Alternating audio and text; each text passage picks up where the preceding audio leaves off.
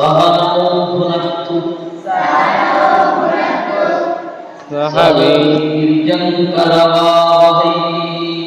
ಸಹ ವೀರ್ಯಂಕರವಾವಹೈ ತೇಜಸ್ವಿನಾವಧೀತಮಸ್ತು ತೇಜಸ್ವಿನಾವಧೀತಮಸ್ತು ಮಾ ವಿದ್ವಿಷಾವಹೈ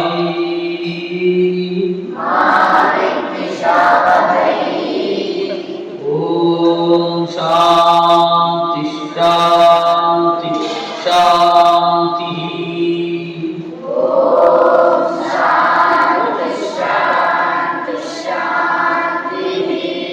ಹರಿ ಓಂ.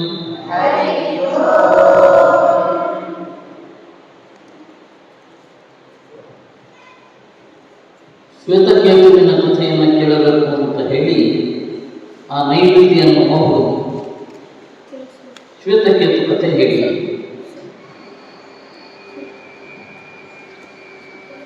ನೋಡೋಣ, ಹೇಳೋಣ. ಶ್ವೇತಕೇತು ಅಂತ ಹೇಳಿ ಉದ್ದಾರಕರು ಅಂತ ಒಬ್ಬ ಋಷಿಗಳಿತ್ತು. ಆ ಉದ್ದಾರಕರಿಗೆ ಇಬ್ಬರು ಮಕ್ಕಳು. ಒಬ್ಬನ ಹೆಸರು ನಚಿಕೇತ, ಇನ್ನೊಬ್ಬನ ಹೆಸರು ಶ್ವೇತಕೇತ. ಆ ಉದ್ದಾರಕರ ದೊಡ್ಡ ಮಗ ನಚಿಕೇತನ ಬಗ್ಗೆ ಸ್ವಲ್ಪ ತಿಳ್ಕೊಂಡಿದ್ವಿ, ಹೌದಾ? ಎರಡನೇ ದಿವಸ ಕಥೆ ಹೇಳಿ. ಇವತ್ತು ಶ್ವೇತಕೇತುವಿನ ಬಗ್ಗೆ. ಶ್ವೇತಕೇತು ಯಾರ ಮಗ? ಉದ್ದಾರಕ. ಉದ್ದಾರಕರು ಬಹಳ ಕಷ್ಟಪಟ್ಟು ವಿದ್ಯೆ ಕಲಿತಿದ್ದರು. ಅವ್ರ ಕಥೆ ಹೇಳಬೇಕು ಅಂತಿದ್ದೆ, ಇಲ್ಲ ಮಗು ಕಥೆ ಹೇಳಿ ಆಮೇಲೆ ಅಪ್ಪನ ಕಥೆ ಹೇಳೋಣ ಅಂತ ನಂತರ ಹೇಳಿದೆ. ಇದರಲ್ಲಿ ಈ ಶ್ವೇತಕೇತು ಅಂತ ಇದಾವಲ್ಲ, ಕೇತು ಅಂದ್ರೆ ಗೊತ್ತಾ? ಜ್ಞಾನ ಅಂತ. ಏನು ಕೇತು ಅಂದ್ರೇನು? ಶ್ವೇತ ಅಂದ್ರೇನು? ಬಿಳಿ. ಶ್ವೇತ ಅಂದ್ರೆ ಬಿಳಿ, ಅಂದ್ರೆ ಕೊಳೆಯಿಲ್ಲದೆ ಇರುವುದು. ಕೇತು ಅಂದ್ರೆ ಜ್ಞಾನ. ಎರಡೂ ಸೇರಿಸಿದ್ರೆ ಶ್ವೇತ ಕೇತು. ಬಿಳಿಯಾದ ಜ್ಞಾನ ಯಾರಿಗಿದೆಯೋ ಅವನಿಗೆ. ಮಕ್ಕಳಿಗೆ ಯಾಕೊಂತ ಹೆಸರಿಡ್ತಾರೆ, ಮಕ್ಕಳು ಹಾಗಾಗಲಿ ಅಂತ. ರಾಮ ಅಂತ ಹೆಸರಿಟ್ಟರೆ ಏನು? ರಾಮನಂತೆ ಆಗಲಿ, ರಾಮನಂತೆ ಒಳ್ಳೆ ಗುಣ ಬರಲಿ. ಕೃಷ್ಣ ಅಂದ್ರೇನು? ಕೃಷ್ಣನಂತೆ ಒಳ್ಳೆ ಗುಣ ಬರಲಿ ಅಂತ ಯಾವುದೇ ಹೆಸರು. ಲಕ್ಷ್ಮಿ ಅಂತ ಬಂದರೆ ಒಳ್ಳೆ ಲಕ್ಷ್ಮಿ ಅಂತ ಇರಲಿ. ಹಾಗೆ ಅಪ್ಪ ಅಮ್ಮ ಹೆಸರು ಯಾಕೆ ಇಡ್ತಾ ಇದ್ದು ಮೊದಲು ಅಂದರೆ ಅದರಂತೆ ಆಗಲಿ ಅಂತ. ಹೆಸರು ತಕ್ಕ ಹಾಗೆ ಸಾಮಾನ್ಯ ಇರೋದು ಕಷ್ಟ. ಹೆಸರಿಗೆ ತಕ್ಕ ಹಾಗೆ ಆಗಲಿಕ್ಕೆ ಶಿಕ್ಷಣ ಬೇಕು. ಅಂದ್ರೆ ಅವ್ರಿಗೆ ಪಾಠ ಹೇಳಬೇಕು, ಈ ರೀತಿ ಇರಬೇಕು ನೀವು ಜೀವನದಲ್ಲಿ, ಹೀಗಿದ್ರೆ ಹೀಗಾಗತ್ತೆ. ಅತ್ಯುತ್ತಮ ಒಂದು ಪ್ರಸಂಗ. ಶ್ವೇತಕೇತು ಇದನ್ನಲ್ಲ, ಅವ್ರಿಗೆ ಉದ್ದಾರಕ ಹೇಳಬೇಕು. ನಹವಾ ಅಸ್ಮತ್ಕುಲೇ ಅನಮುಚಾಮಭೂತ. ನೋಡುವುದು, ನಮ್ಮ ಕುಲದಲ್ಲಿ ಅನಮುಚಾನ ಆಗಬಾರದು. ಏನು ಹಾಗಂದ್ರೆ ಅನುಚಾನ ಅಂದ್ರೆ ಗೊತ್ತಾ? ಹಳೆಯ ಪದ್ಧತಿಯಲ್ಲಿ ಜ್ಞಾನವನ್ನು ಪಡೆಯೋದೇನಿದೆ ಅದು ಅನುಚಾನ. ಅನುಚಾನ ಅಂದ್ರೇನು? ಹಳೆಯ ಪದ್ಧತಿಯಲ್ಲಿ ಜ್ಞಾನವನ್ನು ಪಡೆಯುವುದು. ಹಳೆ ಪದ್ಧತಿ ಏನು? ಗುರುಗಳಿಗೆ ಗೌರವ ಕೊಡಬೇಕು, ಗುರುಗಳ ಸೇವೆ ಮಾಡಬೇಕು, ಗುರುಗಳ ಸೇವೆ ಮಾಡಿ ಅವರ ಹತ್ರ ವಿದ್ಯೆ ಕಲಿಬೇಕು. ಆ ವಿದ್ಯೆ ಇದೆಯಲ್ಲ ಸಾಯೋ ತನಕ ಇರುತ್ತೆ, ಸತ್ತ ಮೇಲೆ ಮುಂದುವರಿಯುತ್ತೆ. ವಿದ್ಯೆ ಏನಿರುತ್ತೆ ಸಾಯುವ ತನಕ ಇರುತ್ತೆ. ಸತ್ ಮೇಲೂ ಮುಂದಿನ ಜನ್ಮದಲ್ಲಿ ಮುಂದುವರಿಯುತ್ತೆ. ನಾವು ಈಗ ಗುರುಗಳಿಗೆ ಗೌರವ ಕೊಡದೆ ಕಲಿತೀವಲ್ಲ, ಈಗ ಬಂದ್ಬಿಡತ್ತೆ, ಕೆಲಸನೂ ಸಿಕ್ಕಿಬಿಡತ್ತೆ. ಆದರೆ ಆ ಜ್ಞಾನ ತೃಪ್ತಿ ಕೊಡಲ್ಲ. ಆ ಜ್ಞಾನ ತೃಪ್ತಿ ಕೊಡಲ್ಲ. ಎದುರುಗಡೆ ಒಂದು ದೊಡ್ಡ ಚುರಿ ಇಟ್ಕೊಂಡು ನಿಮಗೆ ಐಸ್ ಕ್ರೀಮ್ ತಿನ್ನು ಅಂತಂದ್ರೆ ನಿಮಗೆ ಚೆನ್ನಾಗಿ ಅನ್ಸತ್ತಾ, ರುಚಿ ಅಂತ ಅನ್ಸತ್ತಾ? ಅದು ಇನ್ನೇನು ಬಂದು ಬಿಡ್ತೀನಿ, ಅಷ್ಟು ಒಳಗಡೆ ತಿಂದಿದ್ರು ರುಚಿ ಅನ್ಸುತ್ತಾ? ಅನ್ಸುತ್ತೆ ನನಗೆ ಒಟ್ಟು ಐಸ್ ಕ್ರೀಮ್ ಸಿಕ್ಕಿದ್ರೆ ಸಾಕು ನಮಗೆ. ಹಾಗೆ ಎಲ್ಲೋ ಬುದ್ಧಿ ಇಟ್ಟುಕೊಂಡು ನಾವು ಗುರುಗಳ ಹತ್ರ ಪಾಠ ಕಲಿತು ಅವ್ರಿಗೆ ಗೌರವ ಕೊಡದೆ ಹೋದರೆ ವಿದ್ಯೆ ಸಿಗೋಲ್ಲ. ಆ ರೀತಿ ಪ್ರಾಚೀನರು ಕಲಿತಾ ಇದ್ದರು. ನಹವಾ ಅಸ್ಮತ್ಕುಲೇ ಅನನುಚ್ಚಾನೋ ಭವಿತ. ನಮ್ಮ ಪೀಳಿಗೆಯಲ್ಲಿ ಕಲಿಬೇಕು, ಎಲ್ಲರೂ ಕಲಿಬೇಕು. ನನ್ನ ಮಗ ಕಲಿಬೇಕು, ನನ್ನ ಮಗನ ಮಗನೂ ಕಲಿಬೇಕು, ಕಲಿತು ಒಳ್ಳೆಯ ದಾರಿಯಲ್ಲಿ ಇರಬೇಕು. ಇದು ನಮ್ಮ ಅಪೇಕ್ಷೆ. ಹೋಗಪ್ಪ, ಹೋಗಿ ಕಲಿ ಅಂದ. ಶ್ವೇತಕೇತು ಹೋದ. ಹೋದ್ರೆ 12 ವರ್ಷ ಕಲಿತ. ಎಷ್ಟು ವರ್ಷ? 12 ವರ್ಷ ಕಲಿತು ಮರಳಿ ಮನೆಗೆ ಬಂದ. ಮನೆಗೆ ಬಂದಾದ ಮೇಲೆ ಅಪ್ಪನಿಗೆ ನಮಸ್ಕಾರನೇ ಹಾಕಲಿಲ್ಲ. ಸ್ತಬ್ಧಯೇಯ, ಎದೆ ಸೆಟೆಸಿ, ಅಪ್ಪನಿಗೆ ಏನು ಗೊತ್ತಿಲ್ಲ, ನಾನು ಕಲಿತಿದ್ದೇನೆ ಅಂತ ಬಂದ. ಸರಿ, ನಾವು ಮಾಡಿದ್ದು. ಆಗ ಅಪ್ಪ ಕೇಳಿದ, ಏನೋ ಮಗನೇ, ಉತ ತಮಾದೇಶ ಪ್ರಾಕ್ಷ್ಯ ಏನ ಅಶ್ರುತಂ ಶ್ರುತಂ ಭವತಿ, ಏನ ಅಮತಂ ಮತಂ ಭವತಿ, ಅವಿಜ್ಞಾತಂ ವಿಜ್ಞಾತಂ ಭವತಿ. ಏನು ಮಗನೇ, ಒಂದು ಸಂಗತಿಯನ್ನು ನೀನು ಗುರುಗಳ ಹತ್ರ ಕಲಿತಿದ್ದೀಯಾ? ಏನದು? ಯಾವುದನ್ನ ಕಲಿತರೆ ಕಲಿಯದೇ ಇರೋದು ಅರ್ಥ ಆಗುತ್ತೋ, ಯಾವುದನ್ನು ತಿಳಿದರೆ ತಿಳಿಯದೇ ಇರೋದು ಅರ್ಥ ಆಗುತ್ತೋ, ಯಾವುದನ್ನು ಮನನ ಮಾಡಿದರೆ ಮನನ ಮಾಡದೇ ಇರೋದು ಅರ್ಥ ಆಗುತ್ತೋ, ಅದನ್ನು ತಿಳ್ಕೊಂಡಿದ್ಯಾ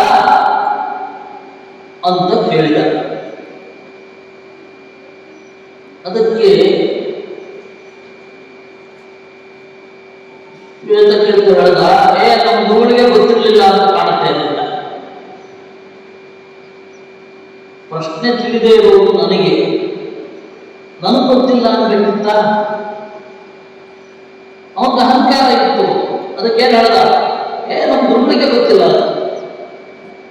ಹೇಳ್ಬೋದ ಹಾಗೆ? ನಾನು ತಿಳ್ಕೊಂಡಿಲ್ಲ ಅಂತಂದ್ರೆ ಯಾರಿಗೂ ಗೊತ್ತಿಲ್ಲ ಅಂತಂಬಾರ್ದು. ಅದರಿಂದ ಅಹಂಕಾರ ಹೋಗಿದೆ ಅಂತ ಗೊತ್ತಾಯಿತು. ಆಗ ಅಪ್ಪ ಹೇಳಿದ, ನೋಡು ಮಗನೇ, ಯಥಾ ಏಕೇನ ನಖಿಕೃತನೇನ ಸರ್ವವಿಧಂ ವಿಜ್ಞಾತಂ ಭವತಿ. ಪುಟ್ಟ ವಸ್ತು ಇರುತ್ತೆ, ಅದನ್ನು ತಿಳ್ಕೊಂಡ್ರೆ ದೊಡ್ಡ ವಸ್ತು ಅರ್ಥ ಆಗುತ್ತೆ. ಉದಾಹರಣೆಗೆ ನೇಲ್ ಕಟ್ಟ.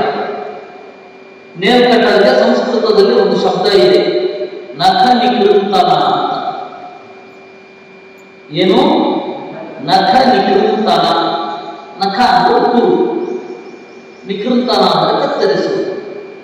ಉಗುರು ಕತ್ತರಿಸುವುದು ನೇಲ್ ಕಟ್ಟರ್. ನೀವು ಈಗ ನೇಲ್ ಕಟ್ಟರ್ ನೋಡ್ತಿರಲ್ಲ, ಆ ನೇಲ್ ಕಟ್ಟರ್ ಅಲ್ಲ, ಇನ್ನೊಂದು ನೇಲ್ ಕಟ್ಟರ್ ಇತ್ತು ಬಹಳ. ಬಹಳ ಹಿಂದೆ.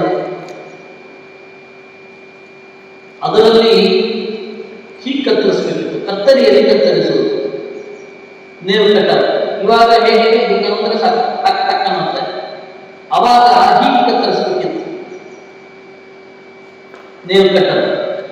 ಅದಾದ ಮೇಲೆ ಗುಗ್ಗೆ ತೆಗೆದುಕೊಳ್ಳಲಿಕ್ಕೆ ಅಲ್ಲೇ ಒಂದು ಈ ಇಯರ್ ಬಡ್ಸ್ ಬರುತ್ತಲ್ಲ, ಆ ರೀತಿ ಒಂದು ಬರುವುದು. ಇದನ್ನ ಸರಿ ಮಾಡಲಿಕ್ಕೆ ಒಂದು ಕತ್ತಿಯ ತರಹದ್ದು ಒಂದು ಚೂಪಾಗಿರೋ ಒಂದು ಇರ್ತಿತ್ತು. ಈ ತರಹ ಎಲ್ಲ ಇದರೊಳಗಡೆ ಇರೋದು. ಒಂದು ಚಿಕ್ಕ ನೇಲ್ ಕಟ್ಟರಲ್ಲಿ 5 ಇಂದ್ರಿಯಗಳ ಕೆಲಸ ಆಗಿರೋದು. ಈ ತರಹ ಇತ್ತು ಆ ನೇಲ್ ಕಟ್ಟರ್. ಅದು ಮಾಡೆಲ್ ಚಿಕ್ಕದಿರ್ತಾರೆ, ದೊಡ್ಡದಿರುತ್ತೆ ಎಂದು ಅಪ್ಪ. ಏನು ಚಿಕ್ಕದಿರುತ್ತಲ್ಲ, ದೊಡ್ಡದಿರುತ್ತೆ. ಒಂದು ಉದಾಹರಣೆ ಹೇಳ್ತೇನೆ. ಪೈಪ್ ಇದೆ, ಹೊರಗಡೆ ಮಾತ್ರ ಇರೋದು ಪೈಪು. ಮತ್ತೆ ಅಲ್ಲಲ್ಲ ಇಲ್ಲಿ ಒಳಗಡೆನೂ ಪೈಪ್ ಇದೆ ಇಲ್ವಾ? ಬ್ಲಡ್ ವೇನ್ಸ್ ಮತ್ತೇನು, ಹೊರಗಡೆ ಮಾತ್ರ ಮೊದಲಿರೋದು, ಒಳಗಡೆ ಇಲ್ಲ. ಒಳಗಡೆ ಏನಿರುತ್ತೋ ಅದೇ ಮಾಡಲು ಹೊರಗಡೆ ಇರುತ್ತೆ, ಹೊರಗಡೆ ಏನಿರುತ್ತೋ ಅದೇ ಮಾಡಲು ಒಳಗಡೆ ಇರುತ್ತೆ. ಹೊರಗಡೆ ಬೆಟ್ಟ ಇದೆಯಲ್ಲ, ಅದೇ ರೀತಿಯಲ್ಲಿ ಕೂಡ ಇರುತ್ತೆ. ಹೊರಗಡೆ ನದಿ ಇರುತ್ತಲ್ಲ, ನದಿಯಲ್ಲಿ ನೀರು ಹರಿಯುತ್ತೆ ತಾನೆ, ಆ ರೀತಿಯಲ್ಲಿ ನಾಡಿ ಇರುತ್ತೆ. ನಮ್ಮ ದೇಹವನ್ನು ನೀವು ತಿಳಿದುಕೊಂಡ್ರೆ ಹೊರಗಡೆ ಇರುವ ವಸ್ತು ಗೊತ್ತಾಗುತ್ತೆ. ಹೊರಗಡೆ ಇರೋದು ನೋಡ್ತಾ ಇದ್ರೆ ನಮ್ಮ ದೇಹದ ತರ ತಿಳಿಯುತ್ತೆ. ಇದನ್ನ ಅಪ್ಪ ಹೇಳೋದು, ನೋಡಿ ಮಕ್ಕಳೇ, ಮೇಲ್ಗಡೆ 2 ಬೆಳಕಿದೆ, ಸೂರ್ಯ ಹಾಗೂ ಚಂದ್ರ, 2 ಕಣ್ಣಿಗೆ. ಕೆಳಗಡೆ ಬೆಂಕಿ ಇದೆ, ಆ ರೀತಿ ಬಾಯಿ. ಇದೆರಡರ ಮಧ್ಯೆ ಗಾಳಿ ಓಡಾಡ್ತಾ ಇರುತ್ತೆ. ಆ ರೀತಿ ಮೂಗಿನಲ್ಲಿ ಗಾಳಿ ಹೋಗುತ್ತೆ ಬರುತ್ತೆ. ನೋಡಿದ್ರ ಆಕಾಶ ತರಾನೇ ನಮ್ಮ ಮುಖ ಇದೆ, ಅಥವಾ ನಮ್ಮ ಮುಖ ತರನೇ ಆಕಾಶ ಇದೆ.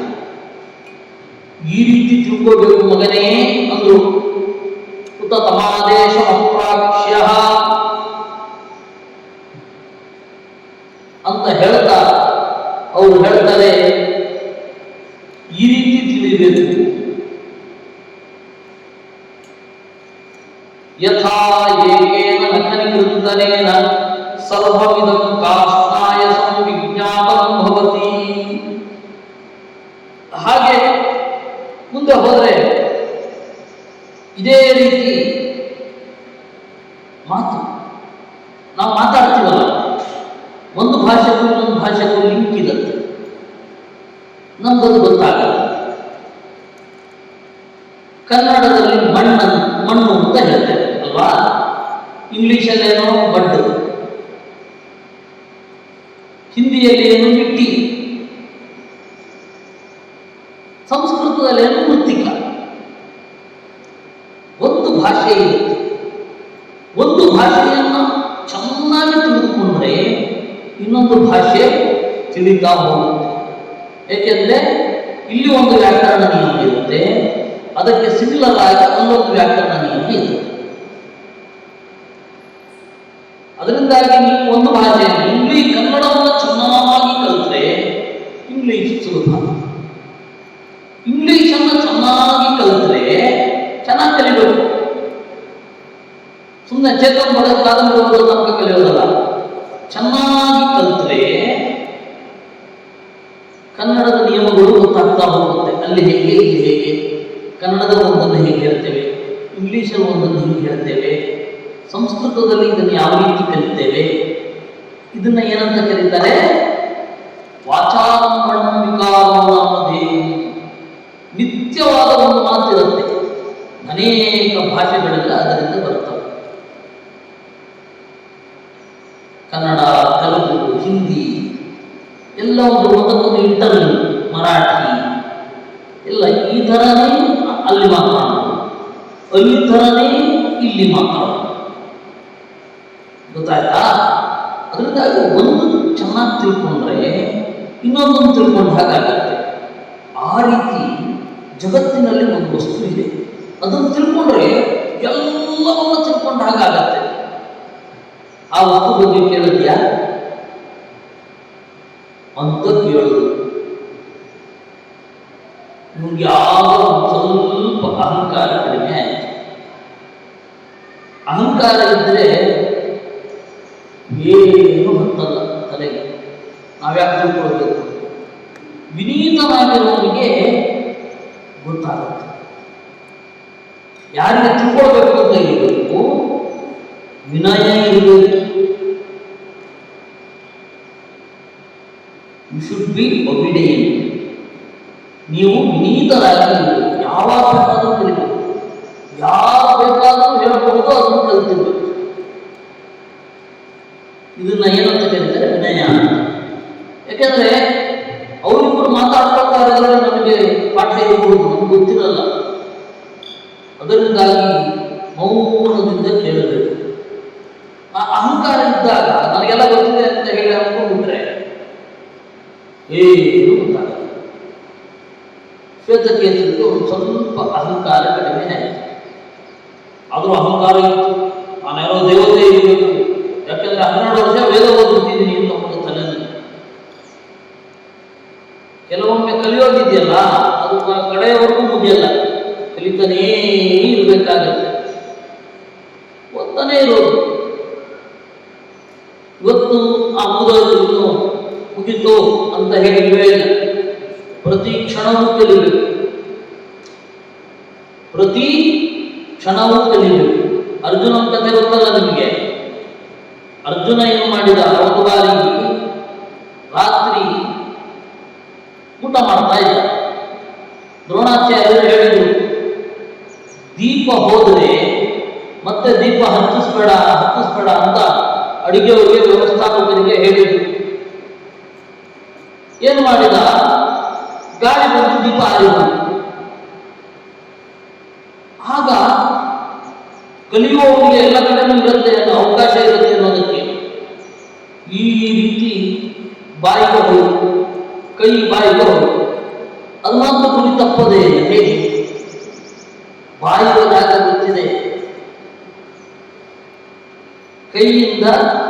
ಕೈಯಿನ ನೆಲಕ್ಕೆ ಹಚ್ಚಿದ್ರೆ ಬಾಯಿನ ಡಿಸ್ಟೆನ್ಸ್ ಚೆನ್ನಾಗಿ ಗೊತ್ತು ನಮಗೆ. ಅದರಿಂದಾಗಿ ಒಂಚೂರು ತಪ್ಪಲ್ಲ ಅಲ್ವಾ? ಹೀಗೆ ಏನಾದ್ರು ಎಸೆದುಕೊಳ್ಳೋದು, ಹೀಗೆ ತಿನ್ನೋದು, ಏನಾದರೂ ವ್ಯತ್ಯಾಸ ಆಗಲ್ಲ. ಇದೇ ರೀತಿ ಅಂದ್ರೆ ಪರ್ಫೆಕ್ಷನ್ ಇದ್ರೆ ಬಾಣ ಬಿಡೋದಲ್ವಾ? ಇದು ಅವನ ತಲೆ ಬಂತು ನೋಡಿ. ಹೊಸದಾಗಿ ಕಲಿಬೇಕು ಅಂತ ಇದ್ದ ಅವನದಕ್ಕಾಗಿ ಎಲ್ಲಿಂದಲೂ ಪಾಠ ಸಿಗುತ್ತೆ. ಅದಕ್ಕೆ ಅವನೇನು ಮಾಡಿದ? ಓ ಸರಿ ಅಂತ ಹೇಳಿ ರಾತ್ರಿ ಎದ್ದು ಊಟ ಕೈ ತೊಳೆದು ಎದ್ದು ಮತ್ತೆ ಪ್ರಾಕ್ಟೀಸ್ ಶುರು ಮಾಡಿ. ಎರಡು ಕೈಯಲ್ಲಿ ಮಾಡಬೇಕಾದ್ರೆ ಅದಕ್ಕೆ ಅವನಿಗೆ ಸವ್ಯ ಸಾಕ್ಷಿ ಅಂತ ಕರೀತಾರೆ. ಅದರಿಂದಾಗಿ ಕಲಿಯೋ ಮನಸ್ಥಿತಿ ಇರಬೇಕು. ಕಲಿಯುವವನಿಗೆ ಏನು ಬೇಕಾದರೂ ಸಿಗುತ್ತೆ. ನೋಡಿದ ಅಪ್ಪ ಆ ತತ್ವವನ್ನು ಕುರಿತು ಹೇಳು ಅಂದ. ಅದಕ್ಕೆ ಅವರಪ್ಪ ಹೇಳಿದ್ರು, ನೋಡು ಮಗು, ಎಕ್ಸ್ಪೆರಿಮೆಂಟ್ ಮಾಡು. ನೋಡು, ಜೇನುತುಪ್ಪ ಎಲ್ಲಿಂದ ಬರುತ್ತೆ? ಜೇನು ಗೂಡಿನಿಂದ ಬರುತ್ತೆ, ಬಾಟ್ಲಿಯಿಂದ ಅಂತ ಅನ್ಬೇಕು. ಬಾಟ್ಲಿ ಬರೋ ಮೊದಲು ಜೇನು ಗೂಡಿನಿಂದ ಬರುತ್ತೆ. ಜೇನುಗೂಡಿನಲ್ಲಿ ಏನಿರುತ್ತೆ? ಜೇನು ಹುಳ ಇರುತ್ತೆ. ಜೇನು ಹುಳ ಏನ್ ಮಾಡುತ್ತೆ? ಮೇಣ ಕಟ್ಟಿರುತ್ತೆ, ಜೇನು ಮೇಣ ಅಂತ ಕರೀತಾರೆ. ಜೇನು ಮೇಣ ಇವನು ಹೋಗಿ ಚೆನ್ನಾಗಿ ಬೆಂಕಿ ಕೊಟ್ಟು ಎಲ್ಲ ಜೇನು ಹೋದ್ಮೇಲೆ ಇವನ್ ಮೇಲೆ ಏನ್ ಮಾಡ್ತಾನೆ? ಆ ಜೇನು ಮೇಣ ಹುಟ್ಟು, ಜೇನು ಹುಟ್ಟು ಅಂತ ಕರೀತಾರೆ. ಆ ಜೇನು ಹುಟ್ಟನ್ನು ತಂದು ಹಿಂಡಿ ಜೇನುತುಪ್ಪ ಮಾಡಿ ಕೊಡ್ತಾನೆ. ಜೇನು ನೊಣ ಎಲ್ಲಿಂದ ಜೇನು ತಂದಿತ್ತು? ಪ್ರತಿಯೊಂದು ಹೂಗಳ ಕಡೆ ಹೋಗುತ್ತೆ. ಜೇನು ಇರೋದೆಷ್ಟು? ಇಷ್ಟು.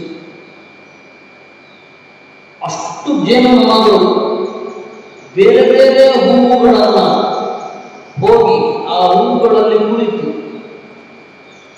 ಅದರ ಮಕರಂದವನ್ನು ಹೀರಿ ತಗೊಂಡು ಇಲ್ಲಿ ಬಿಡತ್ತೆ. ನಮಗೆ ಒಂದು ಜೇನು ಹುಟ್ಟಿನಿಂದ ಎಷ್ಟು ಸಿಗುತ್ತೆ? ಲೀಟರ್ ಗಟ್ಟಲೆ ಜೇನು ತೆಗಿತೇವೆ. ಅದನ್ನು ಸಂಗ್ರಹಿಸಿದ್ಯಾರು? ಜೇನು ನೊಣಗಳು. ಎಷ್ಟು? ಒಂದೊಂದು ಹನಿ ಜೇನುತುಪ್ಪಕ್ಕೆ ಎಲ್ಲಿಂದ ಬಂದಿರುತ್ತೆ ಗೊತ್ತಾದು? ಜೇನುನೊಣವೇ ಇಷ್ಟಿರೋದು. ಹಬ್ಬವಾದರೆ 2 ಹನಿ ಹಾಕಬಹುದು. ಎಷ್ಟು ದೂರದಿಂದ ಬರುತ್ತೆ? ಕಿಲೋಮೀಟರ್ ಗಟ್ಟಲೆ ಬರುತ್ತದೋ. ಅದು ಬಂದು ಅಲ್ಲಿ ಕೂತ್ಕೊಂಡು ಜೇನು ಹುಟ್ಟನ್ನ ತಯಾರು ಮಾಡುತ್ತೆ. ಈಗ ಆ ಜೇನು ಹನಿ ಇರುತ್ತಲ್ಲ, ಅದಕ್ಕೆ ಗೊತ್ತಾ ನಾನು ಎಲ್ಲಿಂದ ಬಂದಿದ್ದೇನೆ, ಯಾವ ಪ್ರದೇಶದಿಂದ ತಗೊಂಡ್ಬಂದಿದ್ದಾರೆ ಗೊತ್ತಾ? ಗೊತ್ತಿರತ್ತ? ಜೇನು ಹುಳಕ್ಕೆ ಗೊತ್ತಿರಲ್ಲ ಯಾವ ಪ್ರದೇಶ ಅಂತ, ಜೇನು ನೊಣ ಗೊತ್ತಿರುವುದಿಲ್ಲ. ಜೇನು ಹನಿಗಂತೂ ಗೊತ್ತೇ. ಯಥಾ ಸೌಮ್ಯ, ಹೇಗೆ ಜೇನು ಹನಿಗೆ ಅಮುಷ್ಯಾಮೃತಃ, ಅಮುಷ್ಯ ವೃಕ್ಷಸ್ಯಾಮೃತಃ, ಅಮುಷ್ಯ ಪುಷ್ಪಸ್ಯಾಮೃತಃ ಇತಿ ನ ಜಾನಾತಿ. ಎಲ್ಲಿಂದ ಬಂದೆ ಅನ್ನೋದು ಜೇನು ಹನಿಗೆ ಗೊತ್ತಿರಲ್ಲ. ಅದೇ ರೀತಿ ಸನ್ಮೂಲಾ ಸೌಮ್ಯೇಮಾ ಪ್ರಜಾ ಸದಾಯತನಾಃ ಸತ್ಪ್ರತಿಷ್ಠಾಃ. ನಾನು ಎಲ್ಲಿಂದ ಬಂದೆ ಅಂತ ನನಗೆ ಗೊತ್ತಿಲ್ಲ. ಎಲ್ಲಿಂದ ಬಂದೆ ನಾನು? ತಂದೆ ತಾಯಿಗಳ ಹೊಟ್ಟೆಯಿಂದ ಬಂದೆ. ತಂದೆ ತಾಯಿಗಳ ಹೊಟ್ಟೆಗೆ ಎಲ್ಲಿಂದ ಬಂದೆ ಗೊತ್ತಿಲ್ಲ. ತಂದೆ ತಾಯಿಗಳ ಹೊಟ್ಟೆಗೆ ಎಲ್ಲಿಂದ ಬಂದೆ ಗೊತ್ತಿಲ್ಲ ಅಲ್ವಾ? ಗೊತ್ತಿದೆಯಾ? ನೆನಪಿದೆಯಾ? 1 ವರ್ಷ 2 ವರ್ಷದಲ್ಲಿ ಎಲ್ಲಿರ್ತೀವಿ ಅನ್ನೋದೇ ಗೊತ್ತಿರಲ್ಲ ನಮಗೆ.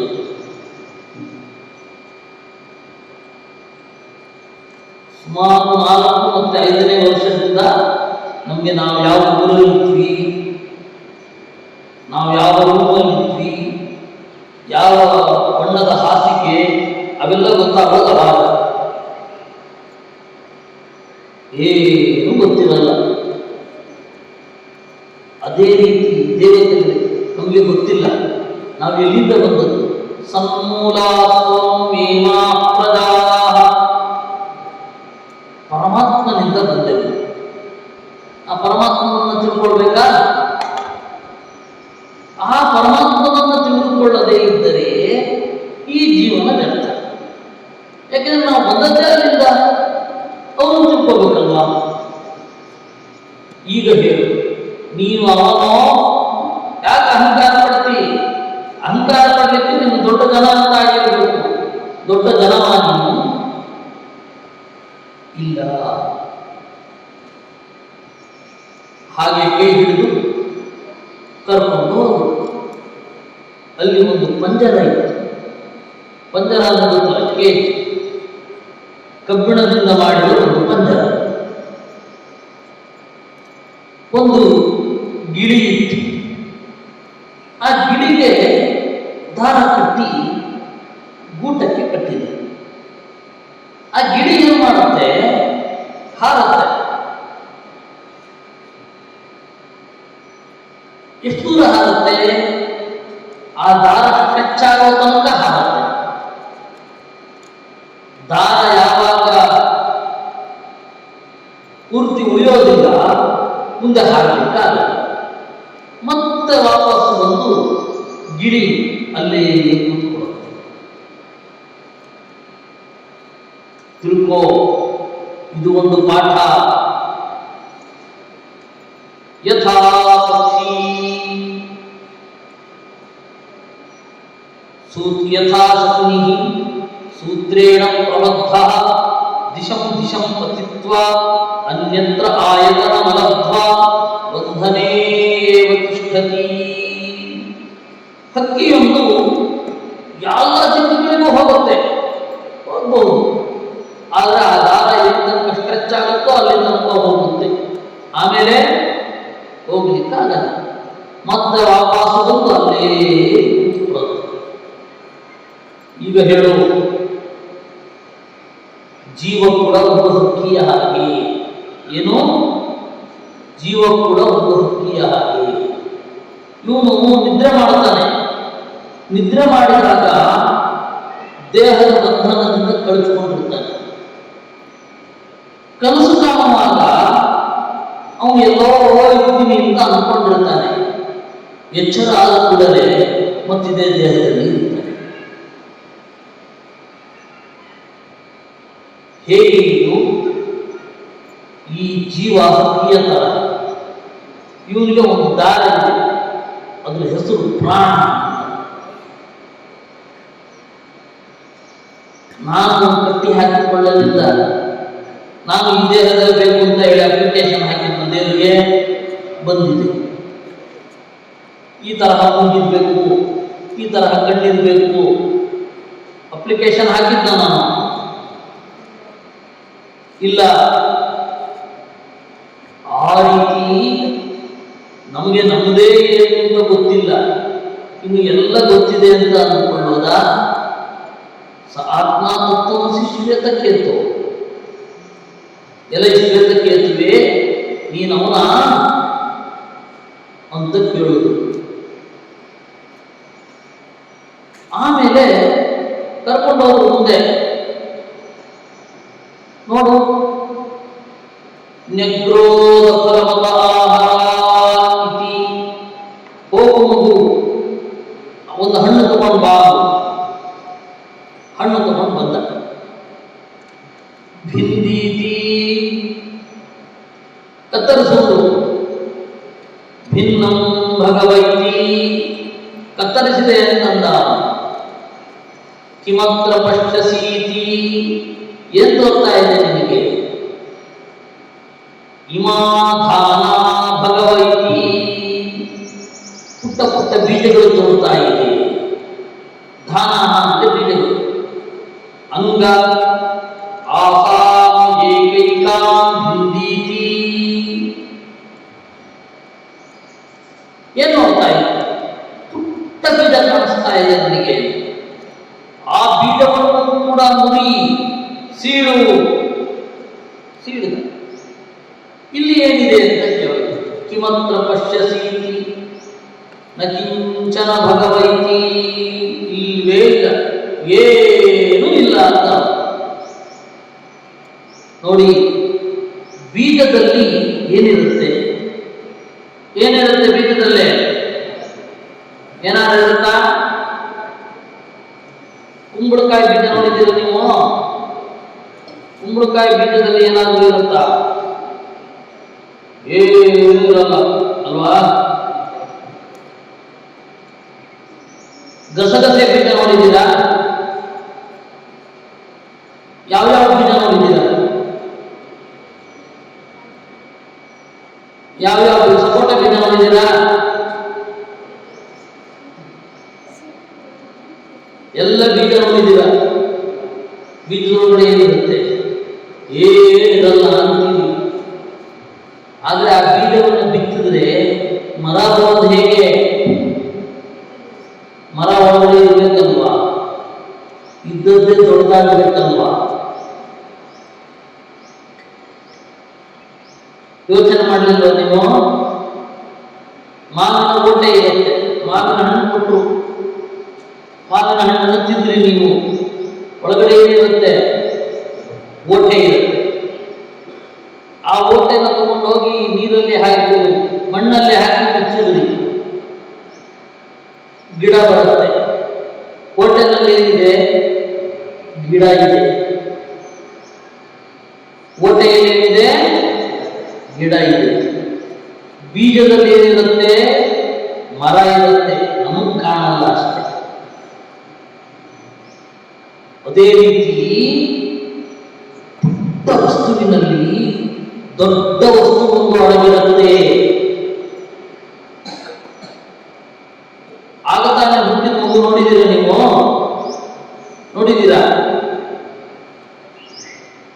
ಆ ಮಗುವಿಗೆ, ಪುಟ್ಟ ಮಗುವಿಗೆ ಎಷ್ಟು ವಯಸ್ಸಿನ ಮಗು ಅನ್ನೋದು ಮೇಲೆ ಡಿಪೆಂಡ್. ಆಗ ತಾನೇ ಹುಟ್ಟಿದ್ರೆ ಕೂದಲಿರಲ್ಲ, ಉಗುರಿರಲ್ಲ, ಏನಿರಲ್ಲ. ಹಾಗಾದ್ರೆ ಇಲ್ವಾ? ಬರುತ್ತೆ, ಹಿಂಗೆ ಬರುತ್ತೆ, ಒಳಗಡೆ ಇರುತ್ತೆ, ಇದ್ದದ್ದೇ ಬರೋದು. ಗೊತ್ತಾಯ್ತಾ?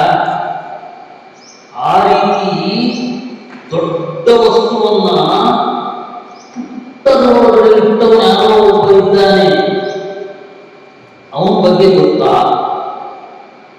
ಮತ್ತೆ ಏನು ಇಷ್ಟು ವರ್ಷ ಕಲ್ತಿದ್ದು ಅಂತ ಬರೋದು. ತಂದೆ ಏನ್ ಮಾಡೋದು? ಎಲ್ಲ ಮಾಡ್ತಾ ಇರೋ ಒಬ್ಬ ಇದ್ದಾನೆ ಗೊತ್ತಾ ನಿಮಗೆ? ಸರಿ, ಇನ್ನೊಂದು ಟೆಸ್ಟ್ ಬಾ ಅಂತಂದು. ಲವಣ ಇತಿ ಉಪ್ಪು ತಗೊಂಡ್ ಬಾ ಅಂದ್ರು. ಉಪ್ಪು ತಗೊಂಡ್ ಬಂದ. ಉದಕೆ ಅವಧಾಯ, ನೀರು ತಗೊಂಡ್ ಬಾ ಅಂತ. ನೀರು ತಗೊಂಡ್ ಬಂದ. ಲವಣ ಮೇತ ಉದಕೆ ಅವಧಾ ಅಂಗೈತಿ. ಈ ಉಪ್ಪನ್ನ ನೀರೊಳಗಡೆ ಹಾಕು, ಉಪ್ಪನ್ನ ನೀರೊಳಗಡೆ ಹಾಕು. ಸರಿ, ನಾಳೆ ಬಾ ಅಂದ್ರು. ಮಾ ಪ್ರಾತ ಉಪಸೀದಥಾ ಇತಿ. ನಾಳೆ ಬಾ. ನಾಳೆ ಬಂದ. ಎಲ್ಲಿದೆ ಉಪ್ಪು? ಹುಡುಕ್ಲಿಕ್ಕೆ ಶುರು ಮಾಡ. ಕಾಮನ್ ಸೆನ್ಸ್ ಅಂತ ಕರೀತೇನೆ. ಕಾಮನ್ ಸೆನ್ಸ್ ಇರಲ್ಲ. ನೀವು ರ್ಯಾಂಕಿನ ಹಿಂದೆ ಹೋಗ್ತಾ ಇದ್ರೆ ಕಾಮನ್ ಸೆನ್ಸ್ ಇರಲ್ಲ. ರ್ಯಾಂಕ್ ತೆಗಿಬಾರದು ಅಂತ ನಾನು ಹೇಳಿಲ್ಲ. ಕಾಮನ್ ಸೆನ್ಸ್ ಇಟ್ಕೊಂಡು ಉಳಿದದ್ದು ಏನ್ ಬೇಕಾದ್ರೂ ತಕ್ಕೊಳ್ಳಿ. Common sense important. ಯಾಕೆಂದ್ರೆ ಬದುಕಲಿಕ್ಕೆ ಬೇಕಾದದ್ದು ಕಾಮನ್ ಸೆನ್ಸ್.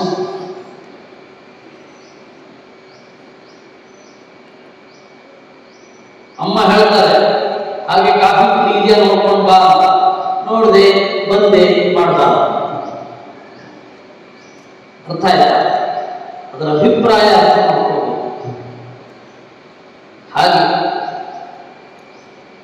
ನೋಡ್ದ, ಗೊತ್ತಿರಲಿಲ್ಲ, ಬ್ಯಾಂಕ್ ಸ್ಟೂಡೆಂಟ್ ಅವನು. ಎಲ್ಲಿ ಹಾಕಿದ್ದು ಗೊತ್ತಾಗಲಿಲ್ಲ, ಎಲ್ಲಿ ಹೋಯ್ತು ಅಂತ. ಹೋಗ್ಲಿ ಬಿಡು, ಈ ನೀರನ್ನು 3 ಭಾಗ ಮಾಡು ಅಂತಂದು. 3 ಭಾಗ ಮಾಡು, 3 ಪಾತ್ರೆಯಲ್ಲಿ ಹಾಕಿ. ಆಹುತ ಆಚಾಮೇತಿ, ಕುಡಿಯೋ ಹೇಗಿದೆ? ಲವಣ ಮಿತಿ ಅಂದ. ಉಪ್ಪಾಗಿದೆ ಅಪ್ಪ ಅಂದ. ಇದು ಕುಡಿ, ಇದನ್ನ ಕುಡಿದೆ ಅಪ್ಪ.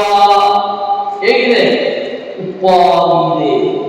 ಅಂತಾದಾಚಾಮೇತಿ, ಕಡೆ ಕುಡಿ ಅಂದು. ಕಾಥಾಮಿತಿ, ಹೇಗಿದೆ? ಲವಣ ಮಿತಿ, ಉಪ್ಪಾಗಿದೆ ಅಂತ. 3 ಕುಡಿದೆ. ಹೇಗಿದೆ? ಉಪ್ಪಾಗಿದೆ. ಈ ರೀತಿ ಉಪ್ಪಾಗಿದೆ. ಸರಿ, ಉಪ್ಪು ಉಪ್ಪು ಉಪ್ಪು ಉಪ್ಪು ಕಾಣಿಸ್ತಾ ಇದೆ ನಿಮಗೆ? ನಿನ್ನ ನಾಲಿಗೆಗೆ ಬಂತು. ಉಪ್ಪು ಕಾಣುತ್ತಾ ನಿಮಗೆ? ಸಾರೊಳಗಡೆ ಹಾಕಿದ್ರೆ ಉಪ್ಪು ಕಾಣುತ್ತಾ? ಕಾಣೋ. ಅದು ಉಪ್ಪು ಇಲ್ಲದೇ ಇಲ್ಲ. ಕಾಣಲ್ಲ ಅಂತ ಮಾತ್ರಕ್ಕೆ ಇಲ್ಲ ಅಂತಲ್ಲ. ದೇವರು ಕಾಣಲ್ಲ, ಇಲ್ಲ ಅಂತ ಅನ್ಬೇಡಿ. ಯಾಕೆಂದ್ರೆ ನೀರಿನ ಒಳಗಡೆ ಬೆಳೆದ ಉಪ್ಪಿನ ತರ ದೇವರು ಇರ್ತಾನೆ, ಕಾಣೋದೇ ಇಲ್ಲ. ಇದು ಗೊತ್ತಾಯ್ತಾ ನನಗೆ ಅಂದು. ಆಮೇಲೆ ಒಂದು ಕಥೆ ಹೇಳೋದು. ನೋಡು, ಗಾಂಧಾರೇಭ್ಯ ಅಭಿನಂದಾಕ್ಷಮಾನ.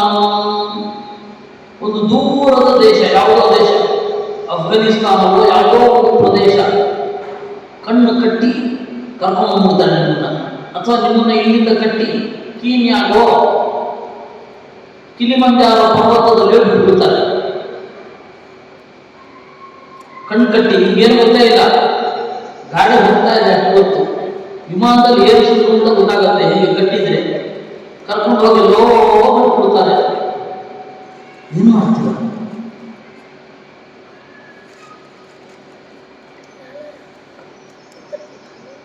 ಕಣ್ಣಿಗೆ ಕಟ್ಕೊಂಡು ಹೋಗಿ ಯಾವ್ದಾದ್ರು ಇಟ್ಕೋಣ ಅನ್ನೋದನ್ನ ಹಾಕಿದ್ರೆ ಏನ್ ಮಾಡ್ತೀವಿ ಅವನು ನಿಧಾನವಾಗಿ ಕಣ್ಣು ಪಟ್ಟಿ ಬಿಚ್ಕೊಳ್ತಾನೆ ಅಲ್ವಾ? ಕಣ್ಣು ಪಟ್ಟಿ ಬಿಚ್ಕೊಂಡು ಅಲ್ಲಿರೋ ಹತ್ರ ಕೇಳ್ತಾನೆ, ಯಾವ ನಮ್ಮ ದೇಶದಿಂದ ಎಷ್ಟು ದೂರ ಇದೆ, ನಾನು ಮತ್ತೆ ಅಲ್ಲಿಗೆ ಹೇಗೆ ಹೋಗಬೇಕು ಎಲ್ಲ ಕೇಳ್ತಾನೆ. ಆಯ್ತಾ? ಕೇಳಿಕೊಂಡು ಬರ್ತಾನೆ. ತಿಳ್ಕೋ, ನಾವು ಕೂಡ ಹಾಗೆ ನಮ್ಮನ್ನ ಇಲ್ಲಿ ಕಣ್ಣು ಕಟ್ಟಿ ಬಿಟ್ಬಿಟ್ಟಿದ್ದಾರೆ. ನಮಗೆ ದೇವರು ಹೇಗಿದ್ದಾನೆ ಗೊತ್ತಿಲ್ಲ, ದೇವರು ಎಲ್ಲಿದ್ದಾನೆ ಗೊತ್ತಿಲ್ಲ, ನಾವು ಎಲ್ಲಿಂದ ಎಲ್ಲಿಗೆ ಹೋಗಬೇಕು ಅಂತ ಕೂಡ ಗೊತ್ತಿಲ್ಲ. ಎದುರುಗಡೆ ಇರೋರನ್ನ ಕೇಳ್ತೇವೆ, ಕಣ್ಣು ಪಟ್ಟಿ ಬಿಚ್ಚಿದ ಕೂಡಲೇ ಯಾರು ಕಾಣ್ತಾರೋ ಅವ್ರನ್ನ ಕೇಳ್ತೇವೆ. ಅವರಲ್ಲಿ ಕೆಲವರು ಗೊತ್ತಿರತ್ತೆ, ಕೆಲವರು ಗೊತ್ತಿರಲ್ಲ. ಗೊತ್ತಿರೋರ ಹತ್ರ ಕೇಳಬೇಕಾಗತ್ತೆ, ಗೊತ್ತಿಲ್ಲದೆ ಇರೋರ ಹತ್ರ ಕೇಳಬಾರದು. ಪುಟ್ಟ ಮಗು ಸಿಗುತ್ತೆ, 1ನೇ ಕ್ಲಾಸಿನ ಮಗು, 2ನೇ ಕ್ಲಾಸಿನ ಮಗು, ಅದಕ್ಕೆ ಕೇಳೋದ ಕಲ್ಲಳ್ಳಿಯಿಂದ ಜಮಖಂಡಿಗೆ ಹೇಗೆ ಹೋಗ್ಬೇಕು ಏನ್ ಗೊತ್ತಾಗ್ತದೆ? ಸರಿ, 2ನೇ ಕ್ಲಾಸಿನ ಮಗುಗಾದ್ರೆ ಗೊತ್ತಾಗುತ್ತೆ. ಬಿಜಾಪುರಕ್ಕೆ ಹೋಗ್ಬೇಕು ಹೇಗೆ ಅಂದ್ರೆ ಅದನ್ನೇ ಗೊತ್ತಾಗುತ್ತೆ. ಆಮೇಲೆ 2ನೇ ಕ್ಲಾಸಿನ ಮಕ್ಕಳಿಗೆ ಗೊತ್ತಿರುತ್ತೆ. ನಾವು ಮಧ್ಯಪ್ರದೇಶಕ್ಕೆ ಹೋಗಬೇಕು ಅಂದ್ರೆ ಯಾರನ್ನು ಕೇಳಬಹುದು? 8ನೇ ಕ್ಲಾಸಿನ ಮಗು ಕೇಳಬಹುದು. ಆಮೇಲೆ ಅಲ್ಲಿಂದ ಇನ್ಯಾವುದೋ ದೇಶಕ್ಕೆ ಹೋಗಬೇಕು ಅಂದ್ರೆ ಹೇಗೆ ಗೊತ್ತಾಗುತ್ತೆ? ಇನ್ನೂ ದೊಡ್ಡವರು ಕೇಳ್ತಾ ಹೋಗ್ಬೇಕು. ಆಮೇಲೆ ದೂರ ಬೇಕಾಗುತ್ತೆ. ಒಂದು ನಾನು ಇಲ್ಲಿಂದ ಅಲ್ಲಿ ತನಕ ಹೇಗೆ ಹೋಗ್ಬೇಕು, ಅಲ್ಲಿಗೆ ಹೋದೆ, ಅಲ್ಲಿಂದ ಮುಂದೆ ದಾರಿ ಕೇಳ್ತೇನೆ ಅಲ್ವಾ? ಈ ರೀತಿ ಗುರುಗಳ ಹತ್ತಿರವೂ ದೇವರ ಕಡೆಗೆ ಹೋಗುವ ದಾರಿ ಯಾವುದು ಅಂತ ಕೇಳ್ತಾ ಹೋಗಬೇಕು. ಒಬ್ಬೊಬ್ಬರೇ ಗುರುಗಳನ್ನ ನೋಡಿ ಕೇಳಿ ಅಲ್ಲಿಂದ ಮುಂದೆ ಹೋಗಬೇಕು. ಆಚಾರ್ಯನಾಂ ಪುರುಷೋ ವೇದ, ಯಾರಿಗೆ ಗುರುಗಳಿರ್ತಾರೆ ಅವರಿಗೆ ಗೊತ್ತಾಗುತ್ತೆ, ದೇವರು ತಿಳಿತಾನೆ. ಗೊತ್ತಾಯ್ತಾ? ಅದೇ ರೀತಿ ನೀನು ಮಾಡಬೇಕಾದದ್ದು ಆ ದೇವರನ್ನು ಹುಡುಕಬೇಕು. ಸ ಆತ್ಮ ತತ್ವಮಸಿ, ನೀನು ಆ ದೇವರ. ಯಾಕೆ ಮತ್ತೆ ಈ ಅಹಂಕಾರ? ಒಂದು ಕೇಳೋದು, ಆಮೇಲೆ ಇನ್ನೊಂದು ಕಥೆ ಹೇಳೋದು. ಅವಾಗೆಲ್ಲ ಹೇಗೆ ಗೊತ್ತಾ?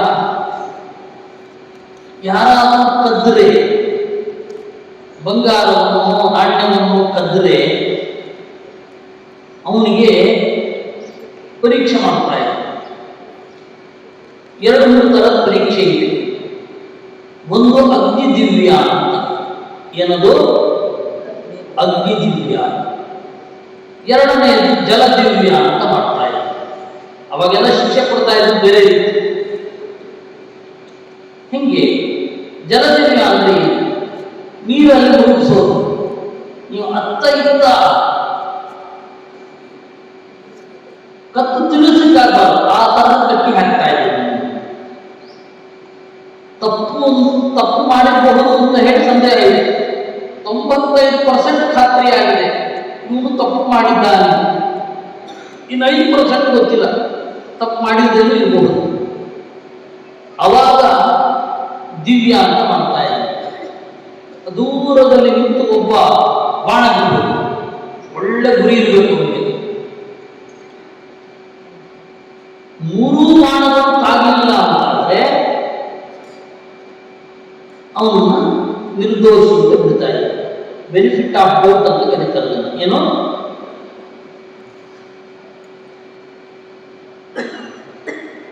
ಬೆನಿಫಿಟ್ ಆಫ್ ಡೌಟ್ ಅಂತ ಕರೀತಾರೆ.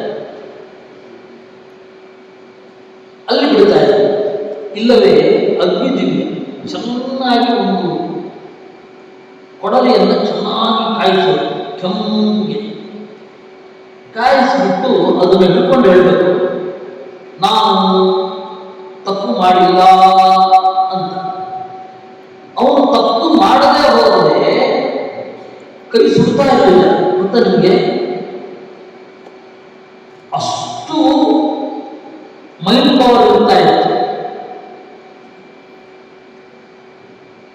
ಒಬ್ಬ ಆ ರೀತಿ ಇರ್ತಾನೆ, ಅವನು ತಪ್ಪು ಮಾಡಿರಲ್ಲ, ಅವನಿಗೇನು ಆಗುತ್ತಿರಲ್ಲ. ಅದೇ ರೀತಿ ದೇವರನ್ನು ಸರಿಯಾಗಿ ತಿಳಿದುಕೊಂಡವನಿಗೆ ದೇವರು ಅನ್ನುವ ಅಗ್ನಿಯನ್ನು ಮುಟ್ಟಿದರೂ ಕೂಡ ದೇವರು ಶಿಕ್ಷೆ ಕೊಡೋದು, ಅವನಿಗೇನು ಆಗುವುದು. ತಪ್ಪು ತಿಳುವಳಿಕೆಯಿಂದ ದೇವರನ್ನು ಮುಟ್ಟಿದರೆ ಶಿಕ್ಷೆ ಆಗಿದೆ. ಅದರಿಂದ ಆತ್ಮ ತತ್ವಮಸಿ, ಆ ತರಹದ ದುರ್ಜನರಿಗೆ ಶಿಕ್ಷೆ ಕೊಡುವ, ಸಜ್ಜನರಿಗೆ ಶಿಕ್ಷೆ ಕೊಡದ ದೇವರು ಅವನಲ್ಲ ತಾನೇ ನೀನು ಅಂತ ಹೇಳಿದರು. ಹೀಗೆ ಹೇಳಿದ ಮೇಲೆ ಅವನು ಗಮನಿಸಿಲ್ಲ, ನಾನು ತಿಳ್ಕೊಳ್ಬೇಕು ಅಂತ ನಿರಂತರವಾಗಿ ತಿಳಿದುಕೊಂಡು ಉದ್ಧಾರ ಶ್ವೇತಕೇತು. ಇದು ಶ್ವೇತಕೇತುವಿನ ಕಥೆ. ಇದನ್ನು ಸಿಂಪ್ಲಿಫೈ ಮಾಡಿ ನಿಮಗಾಗಿ ಹೇಳಿದ್ದೇನೆ, ಯಾಕೆಂದರೆ ಇದು ಒಳಗಡೆ ಇನ್ನು ಬಹಳ ದೊಡ್ಡದು ಏನು ಹೋಗು. ಇದನ್ನ ಸಿಂಪ್ಲಿಫೈ ಮಾಡಿ ಹೇಳಿದೆ. ಈ ಶ್ವೇತಕೇತುವಿನ ಅಪ್ಪ ಒಬ್ಬ ಉದ್ದಾಲಕ ಅಂತ ಇದ್ದ, ಹೌದಾ? ಶ್ವೇತಕೇತುವಿನ ಅಪ್ಪ ಉದ್ದಾಲಕ. ಆ ಉದ್ದಾಲಕನ ಕಥೆ ಹೇಳ್ತೇನೆ.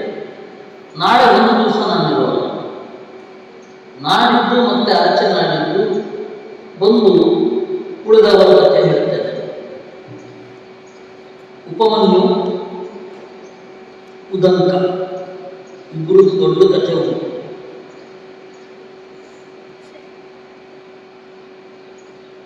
ಈ ಉದ್ದಾಲಕರಿದ್ದಾರೆ, ಅವರೇನು ಮಾಡೋದು, ಒಂದು ಬಾರಿ ಚಿಕ್ಕ ಹುಡುಗ ಉದ್ದಾಲಕ, ಅವಾಗೆಲ್ಲ ಗುರುಗಳಿಗೆ ಹೇಗೆ ಸೇವೆ ಮಾಡಬೇಕಾಗ್ತಾ ಇತ್ತು ಅಂತ ಹೇಳಿದ್ರೆ ದನ ಕಾಯಬೇಕಿತ್ತು, ಅವ್ರು ಹೇಳಿದ ಕೆಲಸಗಳನ್ನು ಮಾಡಬೇಕು. ಅಷ್ಟು ಕಷ್ಟಪಟ್ಟು ಪಾಠ ಕಲಿತ್ರೆ ಅದು ಬರೋದು ಉಳಿಯೋದು. ಅವಾಗ ಸಂಗೀತಗಾರರಿಗೂ ಕೂಡ ಅದೇ ರೀತಿ ಇರ್ತಾ ಇತ್ತು. ಅವರು ಮನೆ ಬಟ್ಟೆ ಒಗಿಬೇಕು, ಆಯ್ತಾ, ಅಡಿಗೆ ಮಾಡಬೇಕು, ಅವ್ರು ಹೇಳಿದ ಕೆಲಸ ಮಾಡಬೇಕು, ಅವರಿಗೆ ಕೈ ಒತ್ತಬೇಕು, ಎಲ್ಲ ಮಾಡಬೇಕು. ಎಲ್ಲ ಮಾಡಿದರೆ ಆಮೇಲೆ ಪಾಠ ಹೇಳ್ಕೊಡೋದು. ನಿದ್ರೆ ಮಾಡೋ ಹಾಗಿಲ್ಲ, ಮತ್ತೆ ಕಲಿಬೇಕದನ್ನ. ರಾತ್ರಿ ಇಡೀ ಕಲಿಬೇಕು, ಬೆಳಗ್ಗೆ ಮತ್ತೆ ಎದ್ದೇಳು, ಬೇಗ ಗುರುಗಳು ಹೇಳೋದಕ್ಕಿಂತ ಮೊದಲು ಹೇಳಬೇಕು. ಆ ತರಹ ಸೇವೆ ಗೊತ್ತಾಯ್ತಾ? ಈ ತರಹ ಸುಖ ಇಲ್ಲ. ಅದಕ್ಕೆ ವಿದ್ಯೆ ಗಟ್ಟಿಯಾಗಿ ಆಗ್ತಾ ಇತ್ತು. ಹಾಗೆ ವಿದ್ಯೆ ಕಲಿತವರು ಬಹಳಷ್ಟು ಜನ. ಅವಾಗೆಲ್ಲ ಹೆಂಗೊತ್ತಾ, ಒಂದು ಹಸು ಬಳಸೋರು, ಈ ಹಸು 100 ಆದ್ಮೇಲೆ ಬಾ ಅಂತಂದ್ರು, ಒಂದು ಹಸು 100 ಆದ್ಮೇಲೆ ಬಾ. ಅವನೇನ್ ಮಾಡಬೇಕು, ಆ ಹಸುವನ್ನು ಮೇಯಿಸ್ಕೊಂಡು ಹೋಗ್ಬೇಕು. ಆ ಹಸು ಎತ್ತಿನ ಜೊತೆಗೆ ಕೂಡಿ ಕರು ಹಾಕುತ್ತೆ. ಆ ಕರು ದೊಡ್ಡದಾಗಿ ಮತ್ತೆ ಅದರಿಂದ 2-3 ಮಕ್ಕಳು, ಆ 2-3 ಮಕ್ಕಳಿಗೆ 9, ಆ 9ಕ್ಕೆ 18, ಆ 18ಕ್ಕೆ 36, ಆ 36ಕ್ಕೆ 72, ಈ ರೀತಿ 100 ಮಾಡ್ಕೊಂಡು ಬರಬೇಕು. ಅಷ್ಟೊತ್ತಿಗೆ 2-3 ವರ್ಷ ಆಗಿದೆ. ಹೀಗೆಲ್ಲ ಪರೀಕ್ಷೆ ಮಾಡ್ತಾ ಇದ್ರು ಅವಾಗ. ಆ ತರಹದ ಕಥೆಗಳು ಕೆಲವೆಲ್ಲ ಬರ್ತವೆ. ಅದನ್ನ ನಾಡಿದ್ದು ಹೇಳ್ತೇನೆ. ನಾಳೆ ಒಂದು ದಿವಸ ಇಲ್ಲ, ನಾಡಿದ್ದು ಹೇಳುವುದು.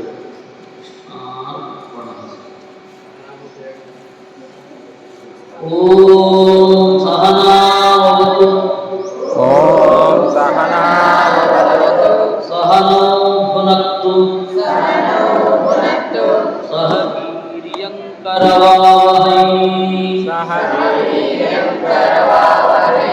ತೇಜಸ್ವಿನಾವಧೀತಮಸ್ತು, ತೇಜಸ್ವಿನಾವಧೀತಮಸ್ತು, ಮಾ ವಿದ್ವಿಷಾವಹೈ, ಮಾ